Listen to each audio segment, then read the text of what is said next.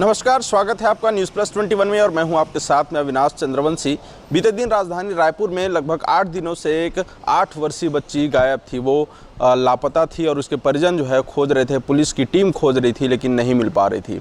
बीते एक दिन पहले उस बच्ची की लाश जो है एक बंद कार्टून में उसी कॉलोनी के एक मैदान में मिलता है, जिसके बाद से आसपास में काफ़ी दहशत का माहौल जो है वो देखने को मिलता है। वहीं राजधानी रायपुर की पुलिस के ऊपर भी कई तरह के बड़े सवाल उठ रहे थे, लेकिन राजधानी रायपुर की पुलिस ने 24 घंटे के अंदर इस मामले का खुलासा कर दिया, यानी आरोपी को ढूंढ निकाला। बताया जा रहा है कि वह आरोपी 14 वर्षीय नाबालिग है, जो कि उसके पड़ोस में ही रहता था और उस बच्ची के साथ दुष्कर्म करने का प्रयास किया, लेकिन उसके विरोध करने पर उस 14 वर्षीय नाबालिग ने उस बच्ची की हत्या कर दी। बच्ची की उम्र केवल 8 साल की थी और इस वक्त हम राजधानी रायपुर के विधानसभा थाना क्षेत्र के नगर पुलिस अधीक्षक के कार्यालय के बाहर मौजूद है, जहां पर आरोपी से लगातार जो है पूछताछ की जा रही है। घटना को रिक्रिएट करने के लिए, उसे दर्शाने के लिए कि किस तरह से उसने घटना को अंजाम दिया, क्या क्या मामले थे, क्या इसके पीछे कोई दबाव था, किसने उसे इस घटना को अंजाम देने के लिए कहा था, इसके पीछे कोई व्यक्ति है। इस तरह की तमाम जानकारियों के लिए जो पुलिस है वो लगातार आरोपी से पूछताछ कर रही है और 14 वर्षीय आरोपी ने अपने ही पड़ोसी की जो हत्या की, इससे पूरा मातम जो है वहाँ पर फैला हुआ है। एक तरह से दहशत जो है फैला हुआ है। राजधानी रायपुर में कई लापता ऐसे केस है जिनका खुलासा ही नहीं होता है और लापता के जो मामले होते हैं, प्रकरण होते हैं, उन्हें उतनी गंभीरता से नहीं लिया जाता है, जिसकी वजह से कहीं ना कहीं जो लापता हुए व्यक्ति या जो भी महिला या पुरुष हैं या बच्चे हैं, उनको मौत के घाट तक पहुंचना पड़ जाता है। और इसी को लेकर जो है आज राजधानी रायपुर के विधानसभा क्षेत्र में एक बड़ा घेराव जो है विधानसभा थाना क्षेत्र का किया जा रहा है, जिसमें झुग्गी झोपड़ी जो प्रकोष्ठ हैं उसके संघ के लोग हैं और उसमें भारतीय जनता पार्टी के भी लोग हैं, मिलकर सामूहिक रूप से वहां पर एक बड़ा आंदोलन जो है थाने का घेराव करने के लिए वहां पर पहुंच रहे हैं। फिलहाल आरोपी को इसी थाने के अंदर रखा गया है, जहां पर 14 वर्षीय नाबालिग जो कि 8 वर्षीय बच्ची को, दुर्गा यादव जो कि नाबालिग थी और घर के बाहर खेल रही थी, खेलते खेलते वो अचानक गायब हुई और उसके साथ जो है 8 दिनों तक लापता थी। पुलिस लगातार जाँच कर रही थी, लेकिन पुलिस के ऊपर कई तरह के तमाम बड़े सवाल उठ रहे थे। लेकिन जैसे लाश मिलने के 24 घंटे के बाद जो है पुलिस ने आरोपी को गिरफ्तार कर लिया है और गिरफ्तार कर इसी थाने के अंदर जो है उनकी पूछताछ जो है जारी है। राजधानी रायपुर के वृंदावन बीएसयूपी कॉलोनी में हुए हत्याकांड मामले में वारदात में जो है एक बड़ा खुलासा हुआ है। इसमें आरोपी को पकड़ लिया गया है, लेकिन उससे पहले चूंकि बीजेपी के द्वारा जो है थाना का घेराव करने के लिए यहाँ पर तमाम बीजेपी के बड़े नेता और बड़ी संख्या में महिलाएं यहाँ पर पहुंची हुई हैं। चूँकि 8 दिनों से बच्ची लापता थी, लापता के बाद उसकी निर्मम जो हत्या की गई और अभी जो पुलिस जो खुलासा करे उसमें बताया जा रहा है कि 14 वर्षीय जो नाबालिग है उसी ने उसकी हत्या की थी बलात्कार करने के बाद, लेकिन अभी भी उस पर विशेष रूप से जाँच चल रहा है। लेकिन थाना का घेराव करने के लिए पहुँचे हुए यहाँ पर थाना का घेराव करने पहुंचे हुए हैं जो आरोपी है उसको पकड़ लिया गया है। फिर थाने का घेराव क्यों? नहीं, आरोपियों का भी पता चल गया है। अब ये पुलिस जाने क्या होगा आगे। आरोपियों को तो हम लोग तो शुरू से ही मतलब लग ही रहा था हमको कि संदिग्ध हैं करके, कॉलोनी से ही पूरा हिसाब किताब हुआ है करके। अब वो बहुत हद तक हमारी शंका का समाधान भी हो गया। आ जाइए भैया, ओवरब्रिज के पास आइए। हमारे साथ गौरी शंकर जी हैं। किस तरह से देखते हैं, क्योंकि छत्तीसगढ़ में लगातार अपराध बढ़ रहे हैं, बिलासपुर में भी एक बड़ी घटना हुई है, राजधानी रायपुर में भी एक घटना हुई है, लापता पर किस तरह से पुलिस के ऊपर आरोप लगा? पूरे जिलों को ठेके में दिया गया है, पूरे थानों को ठेके में दिया गया है। पुलिस की प्रायोरिटी उगाही और वसूली है, लोगों को सुरक्षा नहीं मिल रहा है। छत्तीसगढ़ अपराधगढ़ में परिवर्तित हो चुका है। छत्तीसगढ़ को महतारी का दर्जा देते हैं। हमारी बेटियां सुरक्षित नहीं हैं, हमारी माताएं सुरक्षित नहीं हैं। ऐसे में बेशरम गृह मंत्री और निर्लज्ज गृह मंत्री को नैतिक अधिकार नहीं है सत्ता में रहने का। अगर आप प्रदेश की माताओं की बेटियों की सुरक्षा नहीं दे पा रहे हैं तो आपको लानत आना चाहिए। आपको नैतिक अधिकार भी नहीं छत्तीसगढ़ महतारी की पूजा करने का। और जिस तरीके से पुलिस की जो भूमिका है पूरी तरह संदिग्ध है, ऐसे अधिकारियों को भी नापने की आवश्यकता है जो प्रदेश की माताओं को सुरक्षा नहीं दे पा रहे। सिर्फ वसूली उगाही, यही क्या लगता है? लापता होने के बाद पुलिस जांच नहीं करती, ये कहना चाहते हैं? देखिए, पुलिस की प्रायोरिटी तो सिर्फ वसूली है। अपराधियों के साथ में मिलकर संगठित गिरोह के रूप में पुलिस यहाँ काम कर रही है। पुलिस की भूमिका क्या होनी चाहिए? सुरक्षा। कानून का कोई भय दिखता है क्या? थाने से छुड़ा लिए जाते हैं बलात्कारी इस सरकार में, तो सीधा सीधा सरकार का संरक्षण है। सरकार की जो प्रायोरिटी और लॉ एंड ऑर्डर नहीं है। पिछले 4 साल हमने देखा है एनसीआरबी में छत्तीसगढ़ टॉप 5 राज्यों में शुमार हो चुका है। पॉक्सो एक्ट में नंबर 1 है। यौन अपराध में छत्तीसगढ़ नंबर 1 राज्य की ऐसी शुमार नहीं हुआ है। ये इस बात को बताता है कि इस राज्य में राज्य सरकार की क्या भूमिका है, ऐसे अधिकारियों की क्या भूमिका है, इन पर कड़ी कार्रवाई होनी चाहिए। आज माननीय प्रदेश संयोजक महेंद्र पंडित जी के नेतृत्व में झुग्गी झोपड़ी यहाँ पर प्रदर्शन कर रही है। थाने का भी घेराव करेंगे और उस बेशरम गृह मंत्री को भी बारे में हम थाने में तफरीक करेंगे। देखिए जिस प्रकार से जब कोई बड़े घर की बेटी गायब होती है तो पूरा आला अफसर पुलिस की टीम लग जाती है। जब झुग्गी झोपड़ी से कोई गायब होता है, कोई बच्ची लापता होती है, तब पुलिस कार्रवाई किस प्रकार से करती है, कैसे देखते हैं? पुलिस इतनी गहरी नींद में सोई है जैसे राजा जैसे वैसे उनकी सेना रहेगी। भूपेश बघेल को देखिए, चाहे गृह मंत्री को देखिए, उनको कोई परवाह नहीं है। लेकिन गरीबों की कोई सूद लेता है तो मेरी दीदी धीवर जो पार्षद है, जो मेरे भाई झुग्गी झोपड़ी प्रकोष्ठ में काम करते हैं, वो गरीबों के साथ कोई नहीं। अगर ये सरकार सोचती है तो गलत सोचती है। उनके पीछे कोई ताकत बन के खड़ा है तो भारतीय जनता पार्टी के झुग्गी झोपड़ी प्रकोष्ठ खड़ा है। आज उसी का परिणाम है। जैसे सम्मानित पत्रकार महोदय अभी आप बता रहे थे कि अपराधी को पकड़ लिया गया, पकड़ा नहीं गया, डर के मारे ढूंढा गया है। और हमको अभी भी डाउट है सही अपराधी को ढूंढे हैं कि खाना पूर्ति किए हैं। और सिर्फ रायपुर की घटना नहीं, मैं धमतरी से आता हूं। धमतरी में 3 दिन पहले हत्या हुई कीर्ति सोनवानी की, झुग्गी बस्ती में रहने वाला। बेमेतरा में हत्या होती है, हत्यारा बोलता है ठहर करके फिर हत्या करूंगा। कल बिलासपुर में हत्या होती है। छत्तीसगढ़ को अपराधगढ़ बनाने की जो साजिश की जा रही है, इसको हम बर्दाश्त नहीं करेंगे। और जब तक हमारी सम्मानिया धीवर दीदी जैसी पार्षद है, झुग्गी झोपड़ी प्रकोष्ठ के कर्मठ कार्यकर्ता है, कोई गरीब आदमी ये ना सोचे उनके पीछे कोई नहीं है, गरीबों की आवाज बनकर कोई खड़ा है, तो भारतीय जनता पार्टी झुग्गी झोपड़ी प्रकोष्ठ पूरी ताकत के साथ खड़ा है। बिल्कुल, जिस तरह से लोगों में आक्रोश दिख रहा है, बीएसपी कॉलोनी का जो मामला है वो काफ़ी बढ़ता नजर आ रहा है। हालांकि इस पर आरोपियों को गिरफ्तार कर लिया गया है, लेकिन अभी भी भारतीय जनता पार्टी और जो यहाँ पर लोग जो खड़े हैं, मौजूद हैं आंदोलन के, उनका कहना है कि ये गारंटी नहीं है कि वही आरोपी है कि नहीं। पुलिस इसको केस को दबाने का प्रयास कर रही है, लेकिन बात यह है कि पूरे छत्तीसगढ़ में लापता होने के बाद किसी भी तरह से खोजबीन जो है वो पूरी तरीके से नहीं की जाती है। लेकिन जब ऐसे कुछ घटना सामने आते हैं जिसमें लापता नाबालिग बच्ची की हत्या हो जाती है या फिर कोई जघन्य अपराध हो जाता है, तब पुलिस को सूद आता है कि इस तरह से जो जांच का दायरा है वो बढ़ाना चाहिए। लेकिन फिलहाल जो है यहाँ पर एक बड़ा प्रदर्शन जो हो रहा है। और बता दें कि आपको विधानसभा थाना घेराव के लिए यहाँ की जो महिलाएं हैं, जो बस्ती में रहने वाली, झुग्गी झोपड़ी में रहने वाली, और जो उनके परिजन हो, यहाँ पर भारतीय जनता पार्टी के नेतृत्व में यहाँ पर इकट्ठा हुए हैं। हमारे साथ पुलिस के आला अफसर मौजूद हैं। जाँच की टीम लगातार प्रयास कर रही थी, एक बड़ी सफलता मिली है। किस तरह से प्रयास रहा है? आदरणीय एसएसपी सर के दिशा निर्देश मार्गदर्शन में पूरी क्राइम ब्रांच की टीम और विधानसभा पुलिस के द्वारा संयुक्त रूप से अलग अलग 10 टीमें बनाई गई थी। इस प्रकरण की संवेदनशीलता और गंभीरता को देखते हुए आज इसमें महत्वपूर्ण इसके प्रत्येक घटना का प्रत्येक सूक्ष्मता पूर्वक एसएसपी सर के द्वारा स्वयं मॉनिटरिंग किया जा रहा था। इसमें महत्वपूर्ण सफलता प्राप्त हुआ है। प्रकरण के जो आरोपी है उसे हिरासत में लिया गया है और इस संबंध में विस्तृत रूप से जानकारी थोड़ी देर बाद आदरणीय एसएसपी सर के द्वारा दिया जाएगा।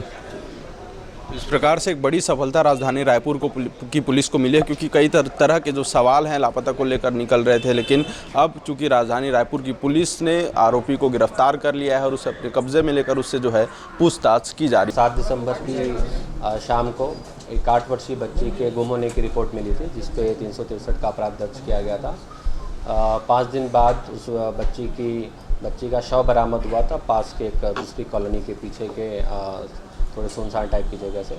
इसमें पुलिस ने इन्वेस्टिगेशन करते हुए फाइनली एक अपचारी बालक को गिरफ्तार किया है जो 14 वर्ष का है, और बच्ची जहां निवास करती थी उसी ब्लॉक में, उसी बिल्डिंग में वो अपचारी बालक भी रहता था, और उसी ने बच्ची के साथ दुष्कर्म किया और गला दबा करके उसकी हत्या की है। तो अपचारी बालक को गिरफ्तार किया गया है और पूछताछ की जा रही है। बेहद संवेदनशील प्रकरण थाना विधानसभा क्षेत्र का, जिसमें एक 8 वर्षीय बालिका की मृत्यु हुई है, तो उसके संबंध में है। 7 दिसंबर को थाना विधानसभा क्षेत्र के कॉलोनी से 8 साल की बच्ची की मिसिंग होने की रिपोर्ट आई, और उस रिपोर्ट पे पुलिस ने काम करना शुरू किया और आसपास के एरिया में चेक करना, वहाँ के लोगों से बात करना, वो सब प्रक्रिया जारी थी। 5 दिन के बाद बॉडी बरामद हुई बच्ची की, वहाँ से अलग एक दूसरी कॉलोनी में एक जगह पे।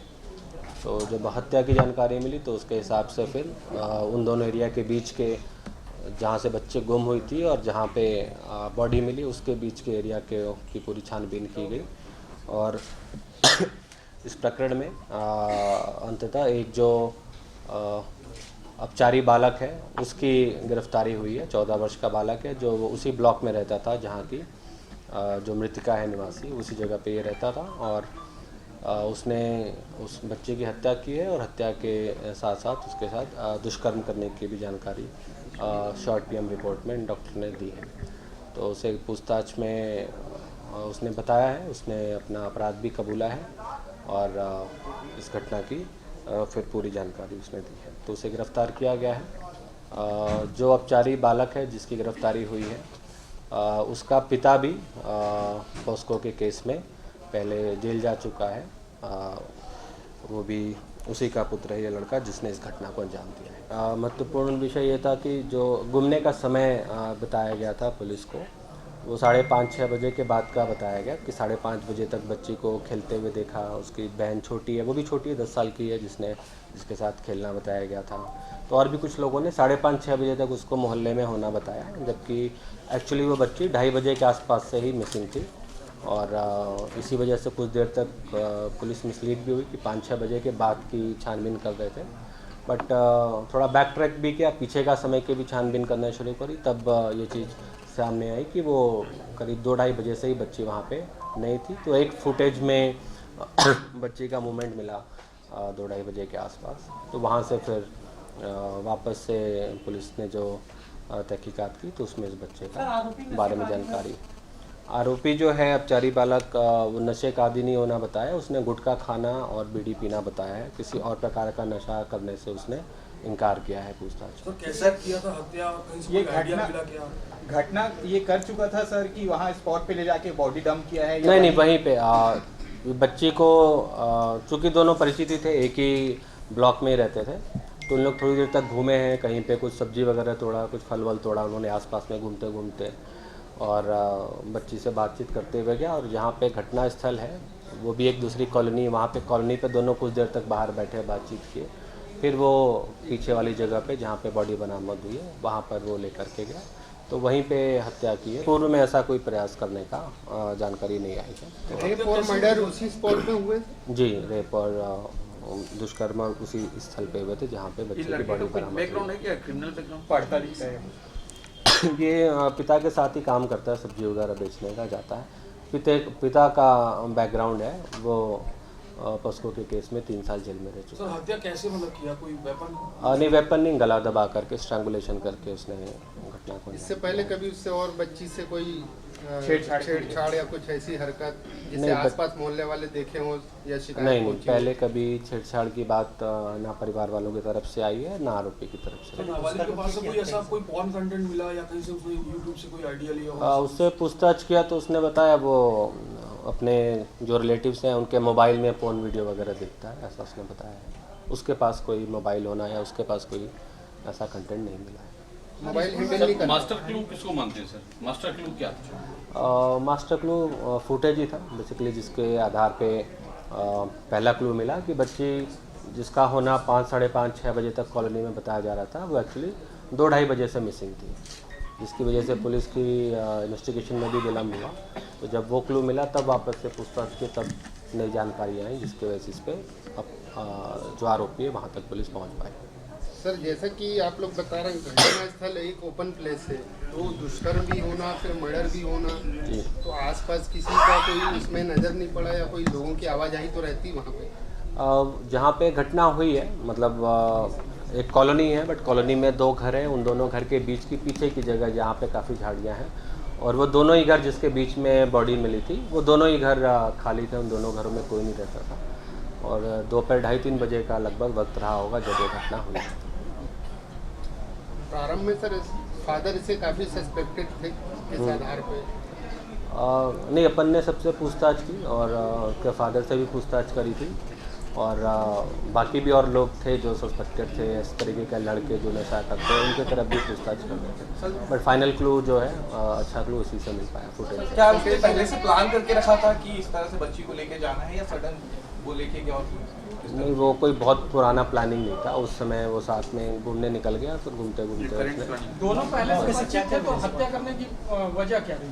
दोनों आपस में गए, मर्जी से गए थे, क्या कारण था कि हत्या करने? अभी जो घटना हुई उसकी वजह से उसने हत्या की, वो बता तो पकड़ा जाएगा अदरवाइज इससे बचने के लिए। इस पूरी जो खुलासा है इसमें कितने लोग लगे थे आपके टीम के, और किस तरीके की तलाश की गई? इसमें लगभग सभी लोग लगे हुए थे, जो भी रायपुर पुलिस के अधिकारी हैं, additional SP city, additional SP ग्रामीण कीर्तन, डीएसपी क्राइम, CSP विधानसभा उद्यान विहार, TI विधानसभा, क्राइम के TI गिरीश, गौरव, क्राइम के सारे लोग, तो लगभग काफ़ी सारे लोग इसमें लगे हुए थे, अलग अलग लोगों को अलग अलग टास्क दे करके, तो लगातार मेहनत करके पुलिस मामला पूरी तरह सेंसिटिव था और उसका काफ़ी ब्लाइंड था, तो जिस तरह की टीम ने काम किया उनके लिए कोई इनाम की घोषणा या कोई अनुशंसा? टीम ने बहुत अच्छा काम किया है, नो डाउट, बट इनाम की अनुशंसा अभी नहीं कर रहे क्योंकि एक बहुत संवेदनशील प्रकरण है, एक छोटी बच्ची की हत्या का प्रकरण है। सर इसमें बच्ची का नाम क्या है? नहीं, इसमें बच्ची का नाम मेरा अनुरोध है कि ना लिखा जाए अभी तक, तो वो प्रेस नोट में है वो चीज़। बच्ची का नाम अब लिखना उचित नहीं होगा, पहले तो ये जानकारी नहीं थी कि इसमें पॉक्सो का केस है, अभी पॉक्सो का केस है तो उसका नाम अवॉइड करेंगे तो बेहतर होगा। सर आरोपी और बच्ची कहीं आसपास के CCTV फुटेज या किसी में दिखा इस तरह साथ में, जिससे साबित हो सके कि लास्ट मोमेंट में ये इसके साथ था? हाँ, वही वाला जो फुटेज था, उसका शक्ल पूरी नहीं आ रही थी, बट वो 2:30 बजे बच्चे जाते हुए दिखे, दोनों साथ जाते हुए, तो वहीं से क्लू मिली, वहीं से शुरू हुआ। सर घटनास्थल पे ऐसे साक्षी मिले हैं जो उनसे मैच खाया बच्ची से मैच खाया? मिले हैं कुछ, वो पॉलीथीन उन्होंने रखा हुआ था जो फुटेज में एक जगह दिख रहे हैं, वही पॉलीथीन घटनास्थल पे भी मिली, तो कुछ चीज़ें हैं जो कोरोबरेट करती हैं घटना। आगे इस मामले में अपडेट के लिए देखते रहे News+21। कैमरामैन अजहर के साथ अविनाश चंद्रवंशी, News+21 आपके हक की बात।